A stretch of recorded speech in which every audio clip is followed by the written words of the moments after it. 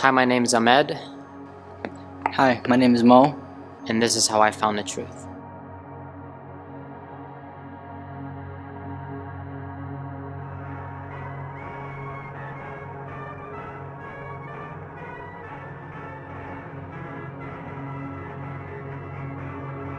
Growing up Muslim, we only went to God when it was beneficial for us, whenever we were struggling. Whenever we felt a need for something to happen, we went to Allah and said, okay, help us.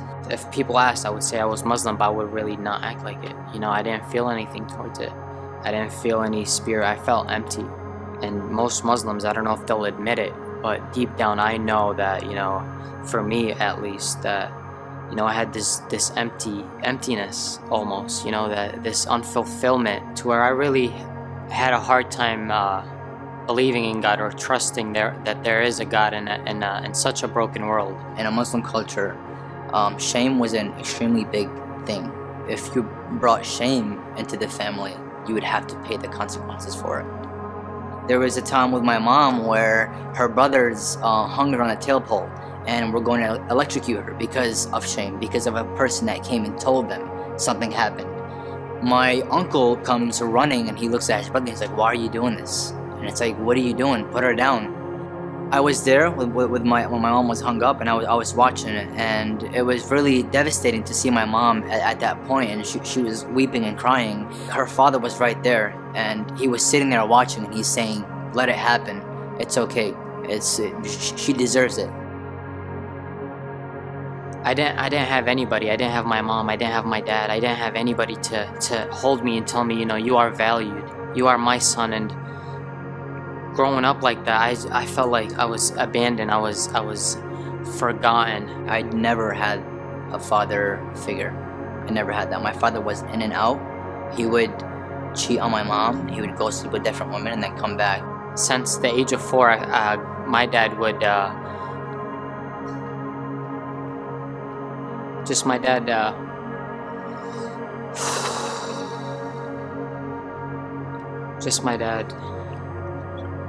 would suffocate me with a pillow till I couldn't breathe, and my dad would tie me and my brother in the closet. Through all that, I felt like powerless and useless. I felt like, I can't even help my mom get out of this situation. Like, I just felt all these burdens on me at such a young age. And through my dark times in Iraq, I felt like I had one person that was there looking out for me, and it was my grandfather. My grandfather was he had deep connections with Saddam Hussein. My mom was labeled unclean back home, and so my family members did not want to associate themselves with my mom or who she was. Her brothers and uncles wanted to kill her if they found her, and she had to go into hiding. And through all that, my grandfather, he would come into hiding and give us food without anybody knowing. He was doing a run on the wrong side of town. He was doing taxi work, and some ISIS soldiers had seen him and his taxi, and they grabbed him out of the car and they kidnapped him. Through the phone, they shoot him 3 times in the head, and we could hear it throughout the phone. And then they dump his body in a trash can, and they take pictures and they send it to our family. I honored this man. I loved this man. This guy was like a father I never had, and just seeing him lifeless through pictures, it really darkened my heart to the world. First encounter that I've had with God was when me and my brother were outside saying, if there's a God out there, then show yourself. The first time I had an encounter with God was when I hadn't ate in 4 days because my dad didn't want to provide. And so I get on my knees and I'm praying. I'm like, if there's a God out there, if you're real, if you're out there, please provide for me, because I am starving right now. And I actually believed something inside of me. I felt like he was gonna provide, even though I didn't believe in him, and surely he'll provide, Like, I'm in desperate need. He's gonna come through. And me and my brother are outside with no shoes, and I noticed that there's a guy running at a point, at a view, and as he's running, he sees me, and I was barefoot. At the time, it was really hot, and as we're walking on the floor, like our feet was burning. And as he approaches us, he was a U.S. general. This general named General Petraeus comes up to me and my brother, and which we didn't know was such a big figure at the time. You know, we just thought he was an American soldier. He brings my mom outside, and he brings a translator, and he's telling my mom, "Why doesn't your son have any shoes?" And my mom goes on and tells him that she's in a really bad place right now. She doesn't have enough funds or money to provide to get us shoes. And then he calls in a unit, and he brings them in, and then these units open their cars, and they're just bringing us Gatorade bottles and food and just providing for us. And after getting to know the general, he offered my mom a job with the U.S. Army. A few years down the line, you know, my mom was getting opportunities to work with them. She basically moved up the ranks to where, like, she was a translator, and she was known. She had gotten a name with the American Army. And then all of a sudden it turned around to where, like, all my family loved my mom all out of nowhere, you know. And my dad started coming around more. He was telling her that he loved her. And after she made her way up to a translator, she started getting threats because she was working with the U.S. Army. And before you know it, the general, he's like, we can't keep you here because it's very dangerous for you. And as he comes and tells my mom, he's like, how would you like to go to America? And my mom was just very happy because she saw that as an opportunity. There's hope for my kids now. There's hope for my kids to get out of that situation, and they can have a better future.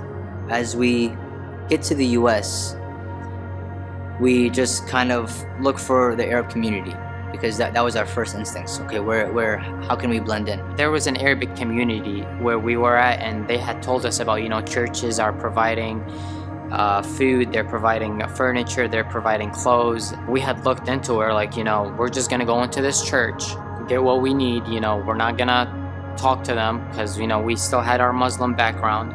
Just walking in through the church doors, I felt the Holy Spirit just struck me. As soon as I walked in, everybody's looking at me and my family, and they have these crazy smiles on their faces. Like, why are they smiling? Like, these people don't know us. Why are they smiling? Why are they so happy? And right there and then I knew, I was like, whatever they have, I want that. I want to be happy like that. There was this guy by the name David. He was just going around the community, just helping Arab people, just helping them, and just feel like he was spreading the gospel, just telling them about Jesus. And he got us connected through a church in upstate New York that we came to know, and they just start to love on us. They're like, oh, you know, how are you? What's your name? Where are you from? They just wanted to get to know us. They wanted to build a relationship.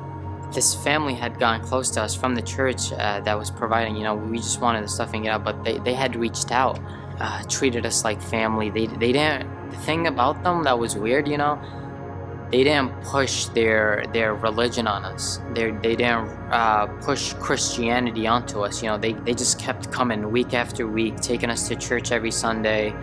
And little by little, I found out that that's the thing that was making them happy.